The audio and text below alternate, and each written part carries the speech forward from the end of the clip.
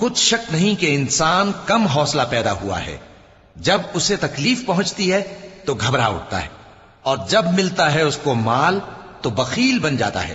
مگر نماز ادا کرنے والے جو نماز کا التزام رکھتے اور ہمیشہ پڑھتے ہیں، اور جن کے مال میں حصہ مقرر ہے، یعنی مانگنے والے کا اور نہ مانگنے والے کا، اور جو روز جزا کو سچ سمجھتے ہیں، اور جو اپنے پروردگار کے عذاب سے خوف رکھتے ہیں، بے شک ان کے پروردگار کا عذاب ہے ہی ایسا کہ اس سے بے خوف نہ ہوا جائے۔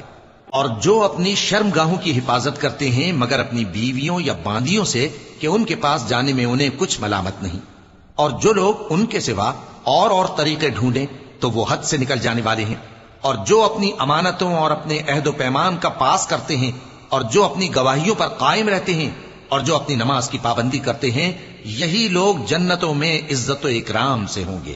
تو اے نبی، ان کافروں کو کیا ہوا ہے کہ تمہاری طرف دوڑے چلے آتے ہیں، دائیں اور بائیں سے گروہ گروہ ہو کر جمع ہوتے جاتے ہیں؟ کیا ان میں سے ہر شخص یہ امید رکھتا ہے کہ نعمت کے باغ میں داخل کیا جائے گا؟ ہرگز نہیں۔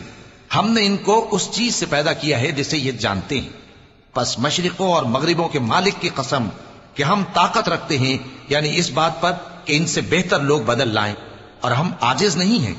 تو اے پیغمبر، ان کو باطل میں پڑے رہنے اور کھیل لینے دو، یہاں تک کہ جس دن کا ان سے وعدہ کیا جاتا ہے وہ ان کے سامنے آ موجود ہو۔ اس دن یہ قبروں سے نکل کر اس طرح دوڑیں گے جیسے کسی مقابلے کے نشان کی طرف دوڑے جا رہی ہوں۔ ان کی آنکھیں جھک رہی ہوں گی اور ذلت ان پر چھا رہی ہوگی۔ یہی وہ دن ہے جس کا ان سے وعدہ کیا جاتا تھا۔